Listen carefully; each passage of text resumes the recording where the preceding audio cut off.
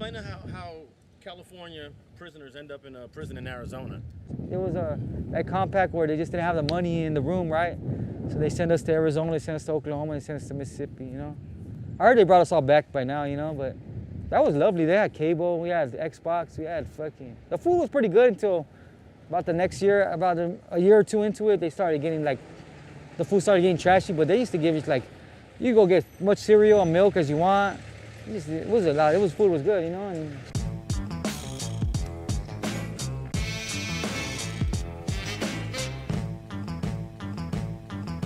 they got real weight, they had weight. They didn't have like dead weights, but they had weights like in fucking, like the Bowflex kind of shit, you know? Where you put the little stick in there and you do, and they had the real gym with the basketball court, like a gym inside of, like, you know, like the hardwood. They really had a real barber and stuff, and you can go and get, you know what I mean? It was lovely. It's privately run. If they don't have any problems, they get at California, but it's privately run.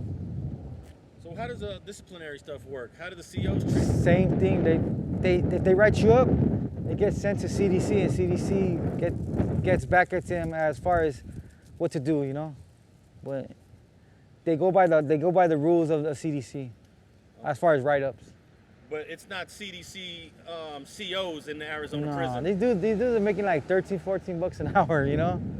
That's why these dudes are pulling them. That's why some of these dudes are coming out fucking daddies in there, you know? And they got girls bringing shit, you know, because they don't get paid a lot. They don't, like, a CO in California makes 30-something an hour. He's not just gonna blow his job over some bullshit. And they're making 12, 14 bucks an hour. Like, fuck that, you know? They're gonna take chances, you know? We drove all the way over here and we're still in Marianna Maravilla neighborhood, right? Pretty big, huh? Yeah, it is pretty big. Yeah. It has its ups and its downs, because sometimes you can get dudes that infiltrate that you can't even know all your neighborhood in there. Sometimes dudes that are right under your nose, you know?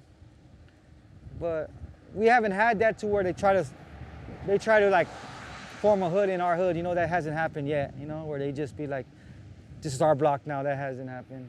Well, we have our cliques, you know? Santitos, Juanito, Cherries, the Bullets. But we're still all Marianna, but we're all the cliques. My older homie right there, Tiny Duke, you know? We don't have as many cliques as Florence. We got about 100. You know, we got about 20-something maybe, or 15. Now Fraser, we just passed Fraser Street. Okay. Fraser's also a Maravilla. You go on the other side of Whittier, that's them. They have that street, Fraser Street. But on our side, they don't, that's our street, you know? On that side, they're there. On the other side of Whittier, that's them. And is Ford and Fraser next to each other? Right. Yeah. And they don't get along. Worst enemies, because Fraser, the vatos from Ford wanted Fraser to be part of their neighborhood. Fraser wanted to be their own neighborhood, so they're worst enemies. But they've both been around for a while. No, Fraser's only been around since the 90s. Fraser's the last neighborhood. Okay. Fraser's the last Maravilla. They came out like around, what, they came out in 94? That's still 26 years ago. Well, yeah, compared to some, yeah. But I mean, you figure all of us are at least 50 years old, right? Yeah. So they're like, they're the babies. They're the last of the Mohicans as far as neighborhood. There's been another couple of Maravillas that try to come out.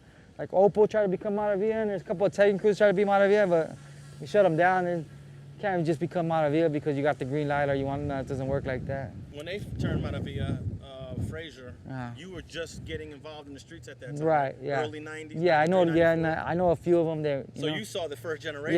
Yeah, and I grew up with them. One of them, the one that started their neighborhood, Flex, he's doing life. I know that. I know him.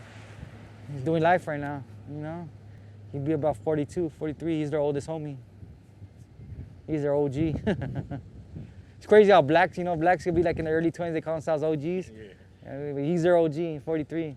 And to us, that's still young. That is, yeah, that's really young. Yeah. I mean, to be 43 and the founder is young. He's the founder. Yeah. And I guess he held it down because he didn't want to join Ford.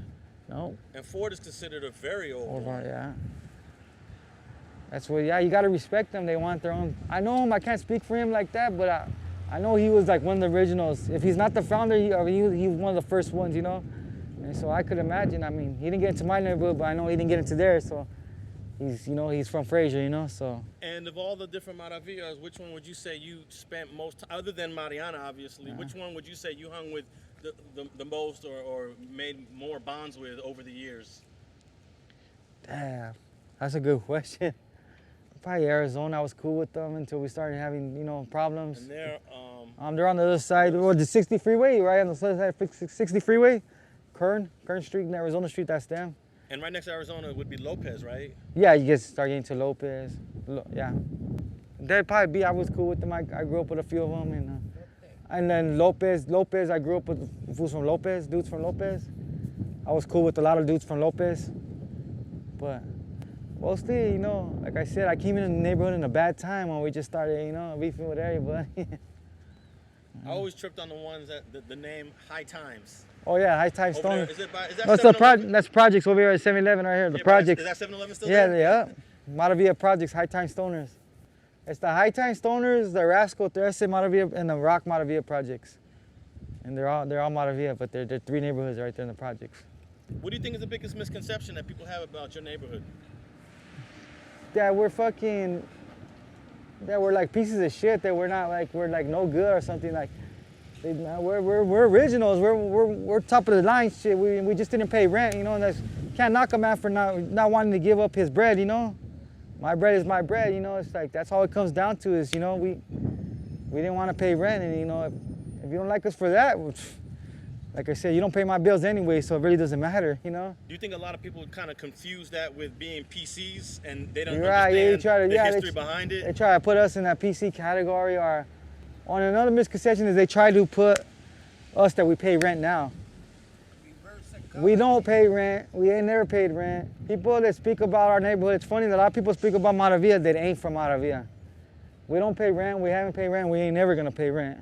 They want to make rumors that we do pay rent, then good for them. But you're not gonna see a 13 right here. It's all Maravilla. You're never gonna see a 13 right here.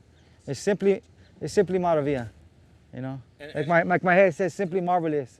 That's what we are, you know. Bottom line. And how do you feel about saying that on camera?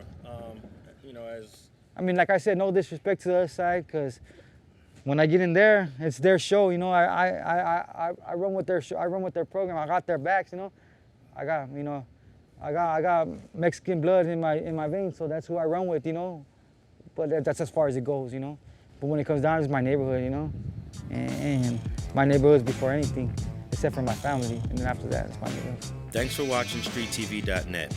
If you're not subscribed, please hit that button below and click the bell to receive alerts and notifications.